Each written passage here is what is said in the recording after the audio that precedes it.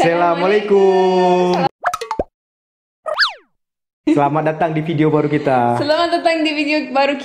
Ya, udah 1 minggu kita nggak upload, jadi hari ini supaya orang nggak nunggu-nunggu lagi kita. Bagaimana kenal?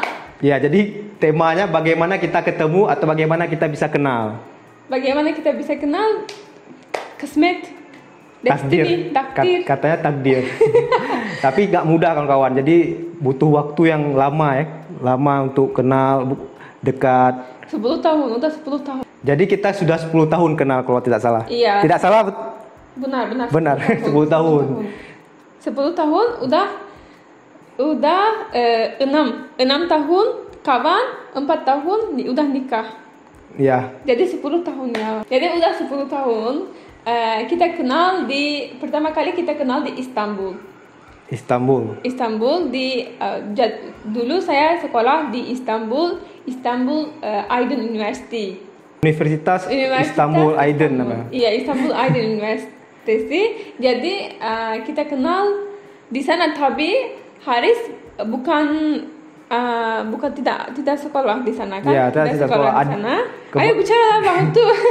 Kebetulan kami kenalnya melalui adik saya. Adik saya sekolah di Ankara, di O2. Terus saya tahu adik Haris dari Facebook. Jadi saya lihat ada komen-komen Haris juga di Facebook, di adik Facebook. Iya, di adik saya. Maksudnya ada komen saya di Facebook adik saya. Tapi saya udah lupa ya. Saya add atau kamu add? Saya tidak. Sepertinya saya yang add. Sepertinya namanya Sangki Ben Ad. Nanti kita bicara about tsunami. Ya, karena waktu itu memang sekitar tahun 2009 kita kenal. Tsunami 2004. Jadi dia agak penasaran bagaimana tsunami di Aceh. Iya, karena saya selalu lihat di TV, di YouTube tsunami video. Jadi saya mau tahu ya bagaimana. Karena saya lihat kotanya Banda Aceh. Jadi saya mau tahu bagaimana tsunami udah kenal atau enggak kenal. Jadi kita bicara seperti kawan. 6 tahun juga kita bicara seperti kawan. Iya, nggak seperti orang pacaran. Jadi kita bicara normal. Dan kita juga sebelumnya saya belum bisa bahasa Turki. Iya, bahasa Inggris aja. Jadi kita ngomongnya bahasa Inggris, dan bahasa Inggris kita itu pas-pasan. Jadi cuman kadang-kadang kalau kami ngomong bahasa Inggris, malah dia bilang, kalian ngomong apa? Kami nggak ngerti. Jadi bahasa Inggrisnya cuman antara kita aja yang tahu. Tapi saya mengerti kalau Haris bicara bahasa Inggris, saya mengerti. Kalau saya bicara bahasa Inggris, Haris juga pasti mengerti. Karena kita bagaimana ya? Belajar kita belajar bersama, seperti kita belajar bersama. Jadi kita belajar bersama bahasa Inggrisnya. Saya selalu bilang apa kabar Haris, Eid Mubarak, begitu. Mungkin 3 bulan 1 kali bicara, 2 bulan 1 kali bicara. Karena waktu itu juga saya 2009 itu masih mahasiswa. Ben Hala Orange ya, jadi zaman itu juga belum ada WhatsApp belum ada. Instagram kok saya tidak ada juga. Instagram belum ada. Yang ada cuman Facebook. Jadi kita bicaranya dengan Facebook. Dan karena dulu juga telepon saya itu telepon kecil. Saya juga tidak ada HP. Jadi HP-nya nggak ada internet. Jadi kadang-kadang kalau nggak ada paket internet di modem, jadi kita nggak ngomong. Kadang-kadang seminggu 2 minggu tuh nggak ngomong karena memang nggak bisa akses. Mungkin kamu kirim message, tapi saya jawab 1 minggu. Ya, jadi normal bagi kami itu. Saya tulis pesan hari ini, dia jawabnya 1 minggu kemudian. Iya, tapi nanti waktu saya pergi udah lulus university, kita bicara banyak. Ya, bicara banyak. Bicara banyak sekali, setiap hari message. Nanti saya bilang ke Haris, ayo ke Istanbul, ayo datang ke Istanbul, kita ketemu. Dan waktu itu pun saya sudah kerja di salah satu bank syariah di Aceh. Jadi keadaan ekonomi juga udah lumayan, jadi ada HP yang bisa internetan setiap hari, jadi komunikasi pun udah lebih lancar. Walaupun komunikasi kita itu standar seperti kawan, seperti kakak dan adik seperti itu. Jadi nggak ada yang terlalu romantis, nggak ada ya. Ada romantis? Nggak ada. Kamu tidak jawab. Enggak ada kawan-kawan, tidak ada. Selalu bicara about university, sekolah, kerja, bank, begitu.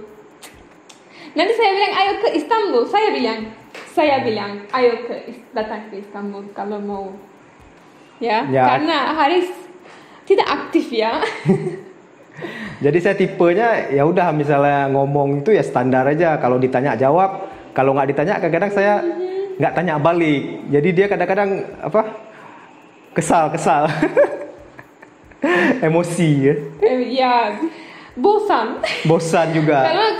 Kalau mungkin cewek-cewek bicara sama Haris bosan ya, karena Haris pendek jawabnya, tidak bicara banyak, gosip tidak ada, tidak funny ya, tidak ada funny tidak ada.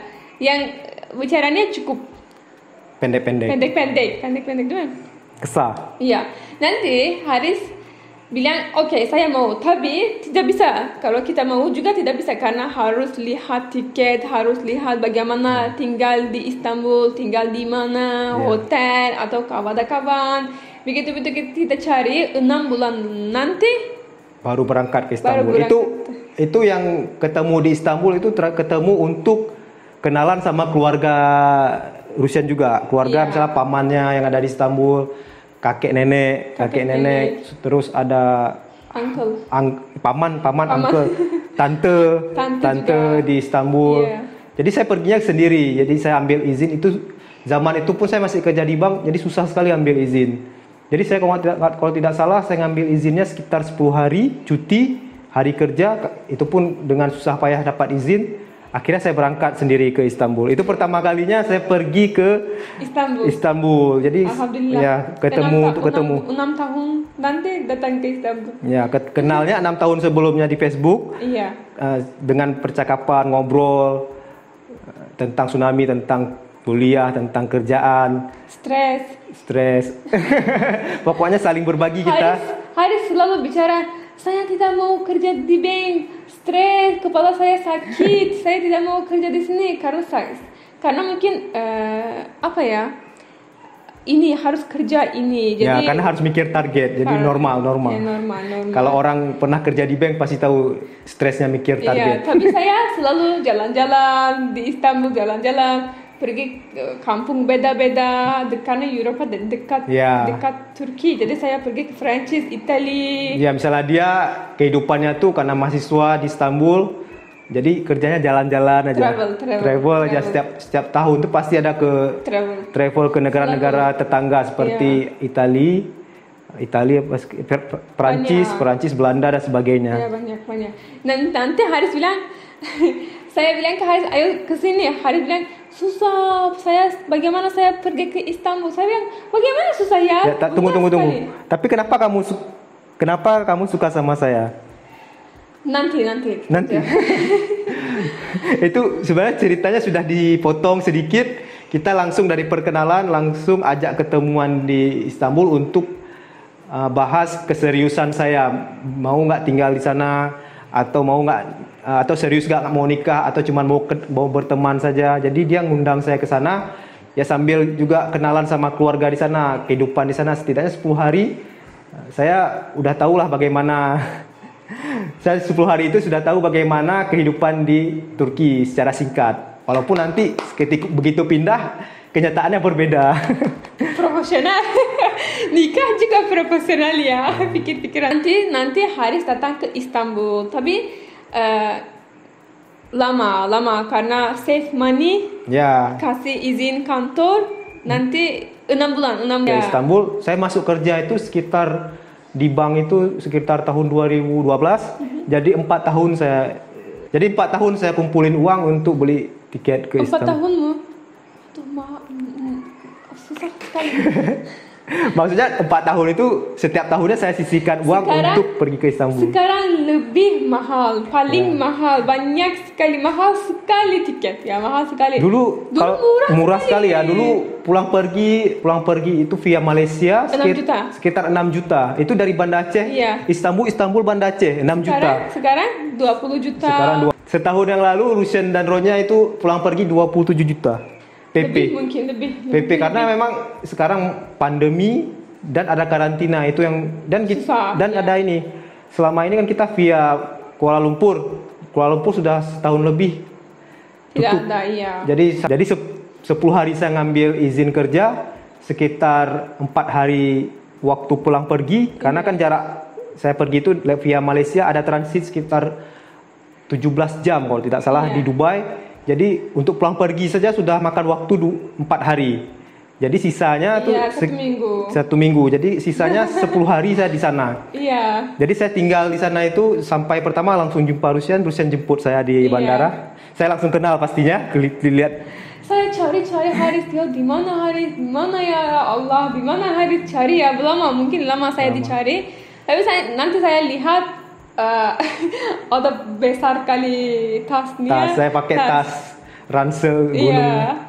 Nanti saya lihat Haris, tapi mata Haris merah sekali. Waktu ketemu pertama karena saya di Dubai 17 jam itu saya nggak berani tidur. Iya, jadi Haris capek. Tapi saya bawa kemana hari pertama?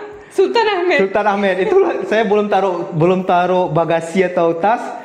Kami langsung ke Sultan Ahmed, Blue Mosque. Iya, jadi, karena mudah karena dari bandara ke Sultan Ahmed cuma satu. Tapi sekarang enggak, yang bandara itu udah tutup. Udah tutup, itu Ataturk Airport.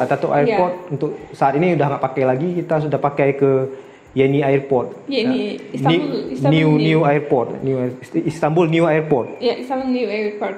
Sekarang nanti kita pergi ke Sultan Ahmed, saya bilang mungkin Haris lapar karena udah lama tidak makan. Kita beli apa? Doner kebab beli. Pertama kali Haris makan kebab. Dan ayran. Dan ayran itu yogurt ditaruh air campur garam. Iya, campur garam. Bagus, tapi kalau kita orang Indonesia atau yang belum pernah minum sama sekali, kalau minum pertama itu pasti Haris, saya lihat Haris tidak bisa minum ayran. Shock ya, bagaimana di kebab enak sekali minum ayran.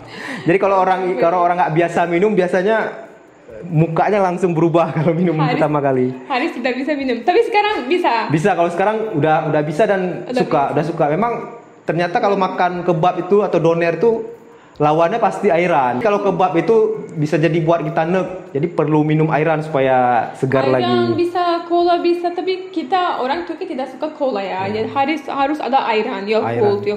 Kayak Yakult lah mirip, tapi kalau Yakult terlalu manis. Manis sekali. Kita pakai garam. Ya, di Yakult ada gula. Bedanya di situ sepertinya. Tapi kalau rasa hampir mirip. Hampir mirip. Dan kita pakai gelas besar. Tapi Yakult jangan minum besar kali kan. Katanya 2, maksimal 2. Tapi ayran kita minum 3 gelas, 4 gelas. Oke, kita tadi kita sampai ke bandara, Rusian jemput saya, mata saya merah karena 17 jam saya tidak tidur di bandara, takutnya terlewat karena saya sendiri kan di bandara, takutnya ketiduran atau apa. Jadi kurang tidur, makanya mata saya merah sekali di bandara. Lalu dibawa ke Sultan Ahmed. Di Sultan Ahmed dikasih makan, diajak makan kebab, doner sama ayran. Habis itu kita ke rumah. Setelah itu kita ke rumah sepupu saya. Sepupu Berhudan namanya. Sepupu Berhudan. Jadi kita ke rumah sepupunya. Tapi Berhudan tahu. Berhudan saya feel cemburu Haris. Cemburu karena bilang Rusian belum nikah, tapi kenapa jalan-jalan seperti Arab, tidak kasih izin. Ya, jadi bilang jangan pergi ke sama Haris sendiri kemana-kemana. Bilang ke saya jangan pergi. Selalu telepon ke saya bilang, ayo kamu sekarang di mana? Saya mau ambil Haris. Ya. Udah malam begitu. Jadi kita mau kemana-mana pun selalu dikontrol sama sepupunya Rusian. Karena kan ada di sana juga, kebetulan keluarga Rusian ini lebih dekat ke Arab ya, Nah, jadi budayanya dekat sekali dengan Arab. Jadi kalau cowok sama cewek itu nggak bisa pergi sendiri. Jadi harus ada kawan kan. Dulu dia juga ajak kawan dia, misalnya ketemu ngajak kawan, atau Berhudan selalu kontrol di mana mereka di mana. Kalau saya datang ke rumah Berhudan tidak kasih izin kita tinggal satu kamar sendiri. Harus Berhudan juga duduk. Banyak sekali jaga.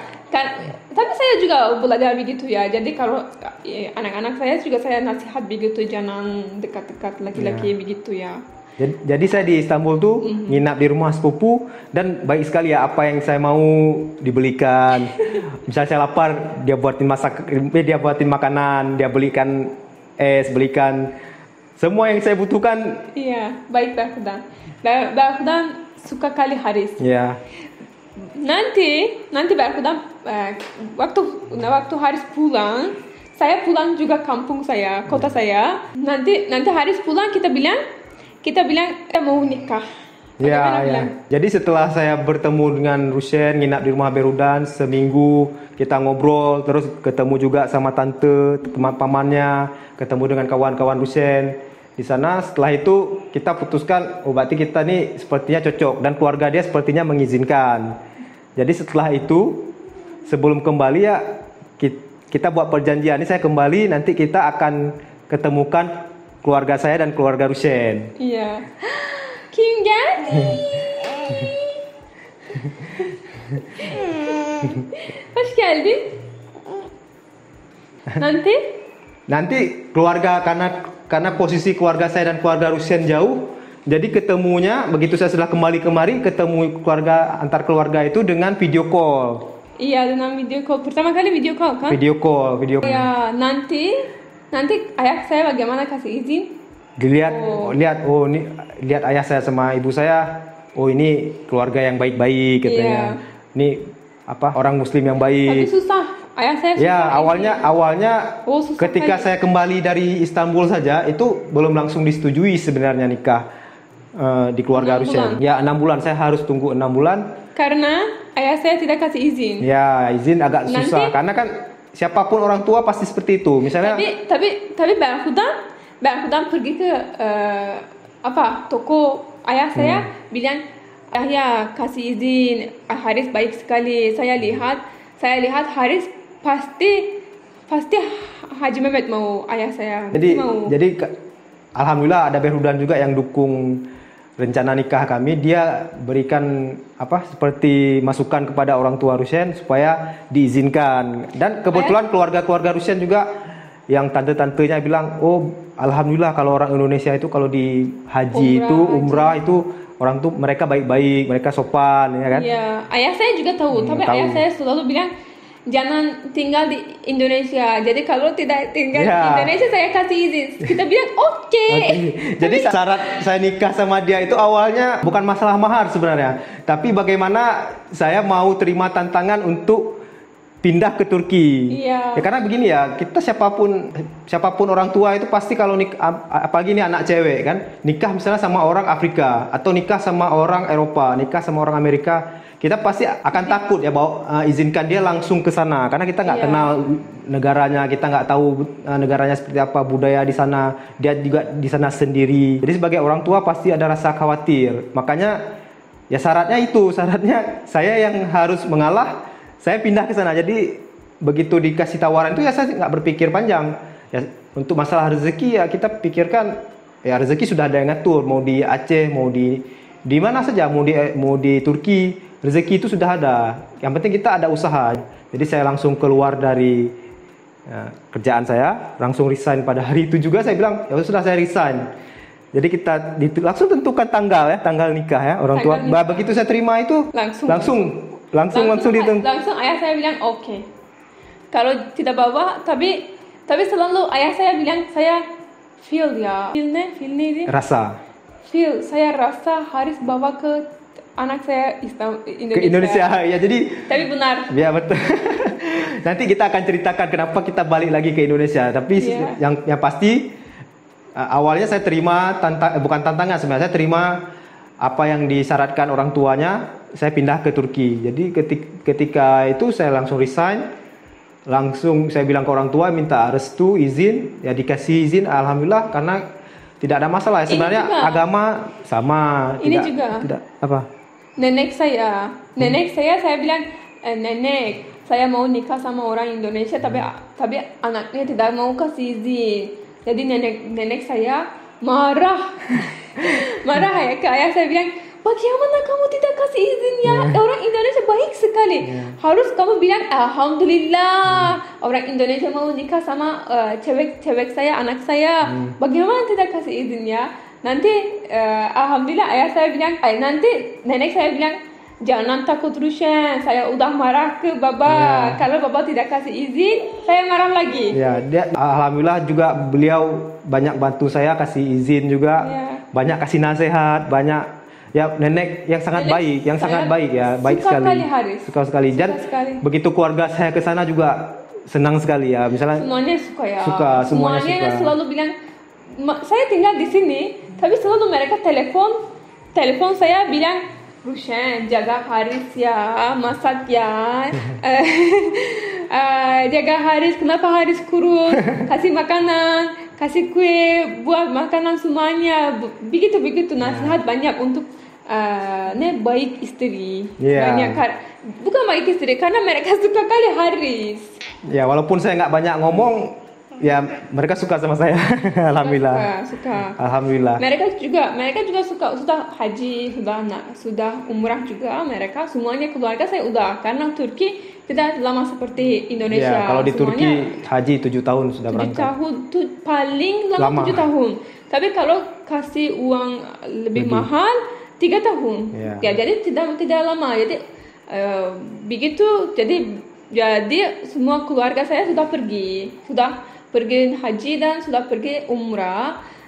Mereka tahu orang Indonesia, selalu mereka bilang orang Indonesia baik sekali di umrah. Jadi mereka kapan lihat mertua saya, sepupu Haris, adik Haris, jadi Haris, semua orang selalu bilang, ayo datang rumah kita, makanan, kita masak, kita makan bersama, bawa Haris tinggal di sini, begitu banyak. Kota saya beda ya, bukan tidak di Istanbul, seperti jauh seperti Aceh. Ya, di sana dari Istanbul tuh 2 jam naik pesawat, 2 jam. 2 jam. 18 jam kalau naik bus. Turki kampung kecil jadi karena kampung kecil, kota saya jauh kali. Hujun dah.